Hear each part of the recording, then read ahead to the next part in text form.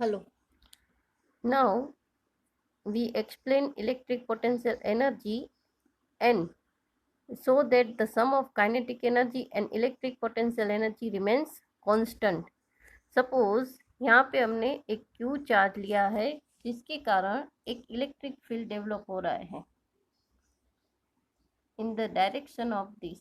This is our source charge. We bring a test charge Q from a point R to point P against the repulsive force on it due to the charge Q. In bringing the charge Q from R to P, we apply external force and repulsive force against the charge Q in Fe. हमारा F external किस direction में होगा? इस direction में, और Fe किस direction में लग रहा है? इस डायरेक्शन में. इलेक्ट्रिक फील्ड जिस डायरेक्शन में है उसी डायरेक्शन में हमारा इलेक्ट्रिक फोर्स लगेगा, right? This means F external and Fe are opposite to each other. This means there is no net force, means it is both with slow constant speed and it has no acceleration.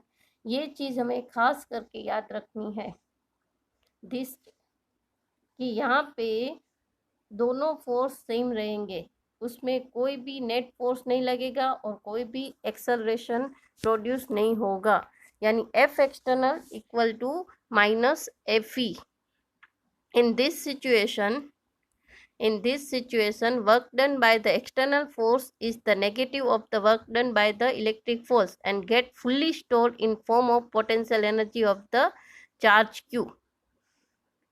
If the external force is removed, अगर हमने ये force remove कर दिया, यहाँ से अपना हाथ उठा लिया, तो क्या होगा?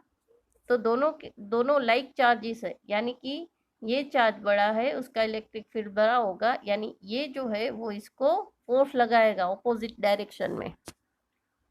In the external force is removed on reaching P, the electric force will take the charge away from Q that store energy at P used to provide kinetic energy to charge Q in such a way that the sum of kinetic energy and potential energy is conserved.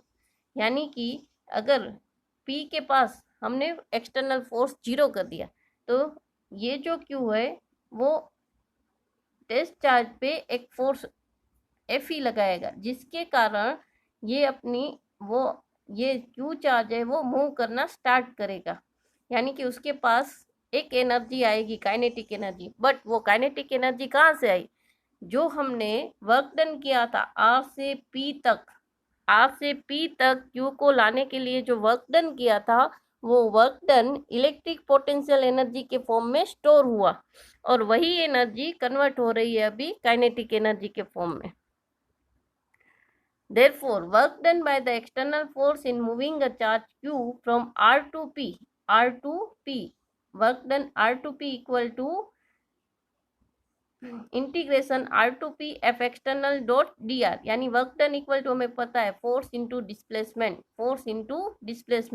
तो यहाँ पे हमें acceleration नहीं लाना है, इसलिए हम dr यानी कि स्मॉल डिस्प्लेसमेंट